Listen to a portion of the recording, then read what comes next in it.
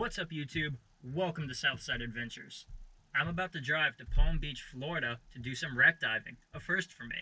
I've never been in an environment where I don't have a straight path to the surface before, so I'm pretty excited and a little bit nervous. But that's enough talking. Let's get into the water. We start the first dive of the day at the bridge looking into the wheelhouse.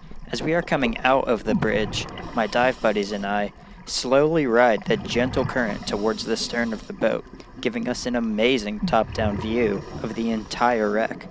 The wreck was full of sea life, and it was pretty cool to see how something like a sunken ship quickly becomes a home for countless creatures.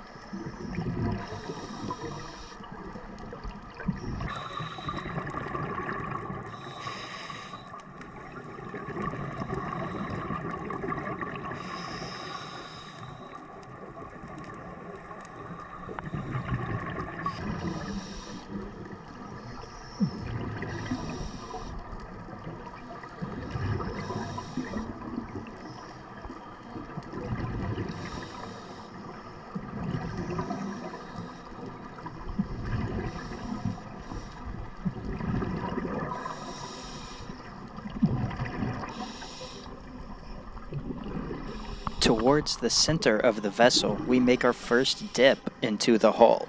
A few of the other people on the trip with us were generous enough to let us dive deeper into the hull first, so we kept exploring. This ship was my first overhead environment, and at this point, I have a pretty significant chunk of metal between me and the surface.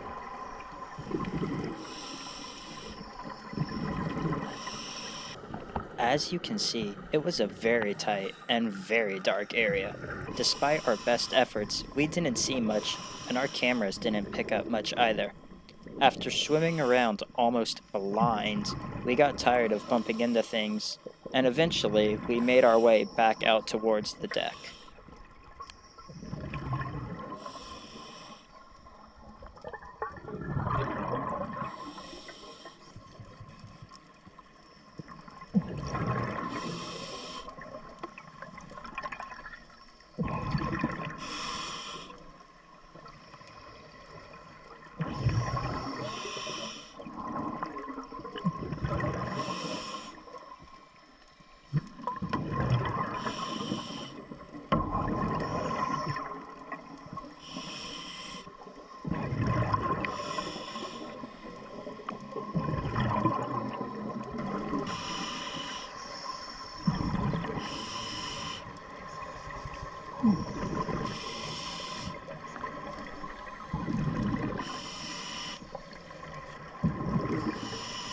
At this point, I'm very excited.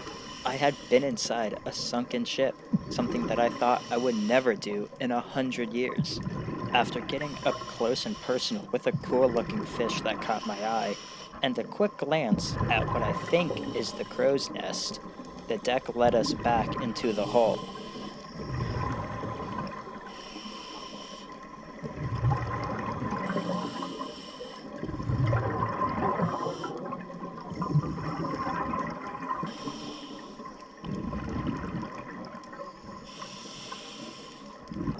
We descended back into the belly of the ship and into what I think is either the engine room or some sort of storage room, and we did a bit more exploring.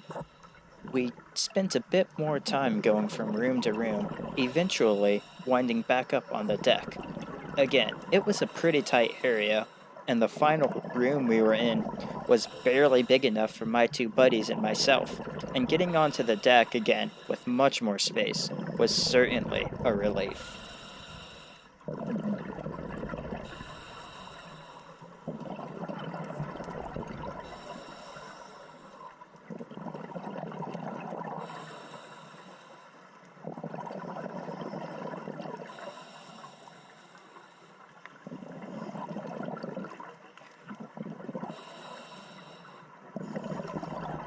Coming out of the hull was the last thing we could do, as two of the members of my three-person group were low on gas, so we ascended for a surface interval.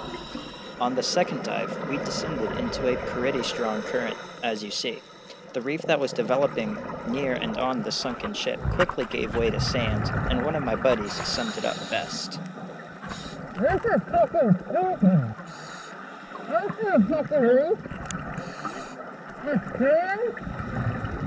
He wasn't wrong, and all we could see was sand and no landmarks for navigation. Looking into the vast expanse of the ocean, I couldn't see where the sand ended and the water began. The current was moving at 5 knots and impossible to swim against. My trio quickly got separated from the rest of the group and thoroughly lost.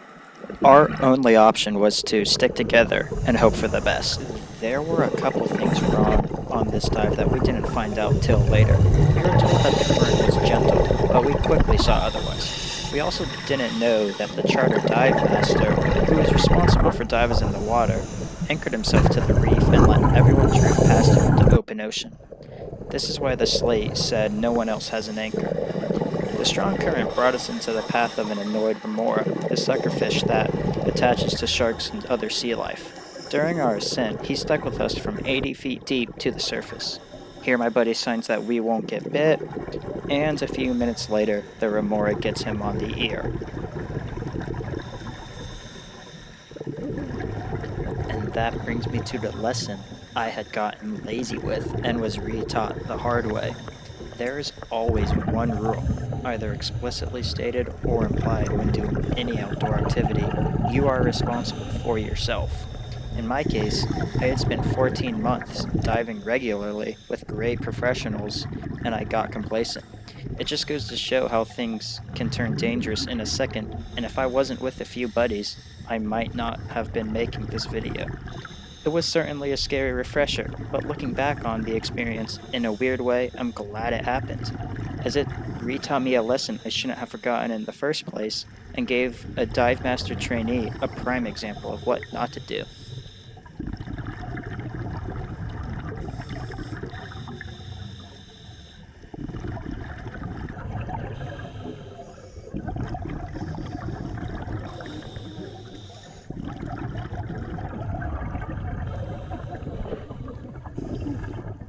And that wraps up the dive. This video wouldn't be possible without Under Pressure Adventures. This trip was certainly eventful, and despite the bad charter, the crew at Under Pressure still made the experience overall pretty fun. More info on them in the description. Wreck diving was truly an epic experience, and I will certainly be doing more of that. If you saw something you liked, drop a like on the video. If you think you have something I'd love to do, drop a comment or hit me up on social media. And if you don't want to miss an adventure, subscribe and ring the bell.